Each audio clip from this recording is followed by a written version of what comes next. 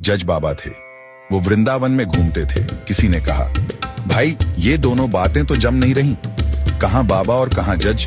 तब एक व्यक्ति ने उनका परिचय बताया कि ये पहले जज थे और इनके जीवन में भगवान की ऐसी कृपा हुई कि तब से यह बाबा हो गए। और आगे बताया कि एक गरीब केवट था, उसने लड़की की शादी में सेठ जी से कर्जा लिया और कुछ समय बाद वह कर्जा चुका भी दिया, लेकिन फिर भी सेठ के मन में बेईमानी आ गई और सेठ ने उस केवट के ऊपर कोर्ट में केस कर दिया। कुछ दिनों के बाद केवट के घर सिपाही गए कि तुमको कचहरी में बुलाया है। केस की तारीख आई तो केवट कचहरी में जाकर बोला, मैंने ऐसा कौन सा गुनाह कर दिया है जो कचहरी में बुला लिया। वहां फिर जज साहब ने केवट से पूछा, अपने अपनी बेटी की शादी में जो पैसे लिए थे वो वापस क्यों नहीं किए। केवट बोला, साहब मैंने तो वापस कर दिए थे। जज बोले, कोई सबूत या गवाह है आपके पास। केवट बोला, साहब हमारे तो बांके बिहारी ही सबूत हैं और वही गवाह है। अब जज ने समझा कि बांके बिहारी नाम का कोई आदमी होगा।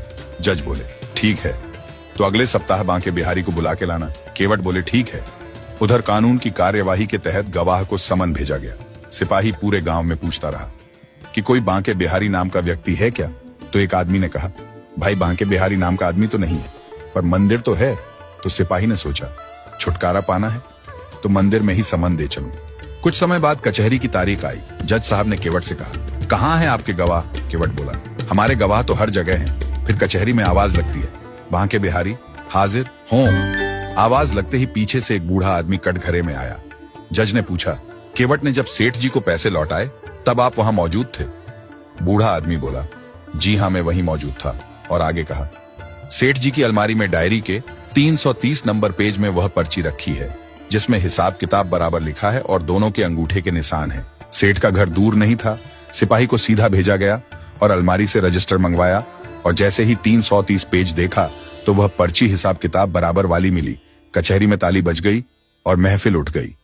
ये सब देखकर केवट का तो रो रो कर बुरा हाल हो गया और सोचने लगा, ठाकुर जी मुझे बेदाग बचा लिया।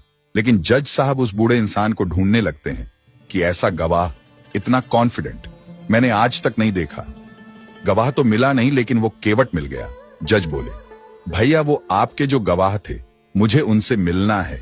केवट बोला, यहीं कहीं होंगे और अगर नहीं मिले तो हमारे गांव के मंदिर में चले जाना, वहीं रहते हैं।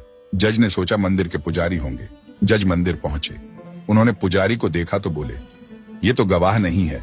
पुजारी ने कहा, मैं नहीं हूं, असली गवाह तो ये हैं जो केवट की गवाही देने गए थे। जज ने जैसे ही बांके बिहारी जी के दर्शन किए और नेत्र बंद करके देखा तो उसी बूढ़े आदमी के दर्शन हुए जो गवाही देने गए थे। अब तो जज अपने घर में जाकर फूट फूट कर रोने लगे और उनकी घरवाली ने परेशान होकर कुछ वकील बुलवा लिए। वकीलों ने पूछा, आप जज होकर के ऐसे कर रहे हो, क्या बात है, बात तो बताओ।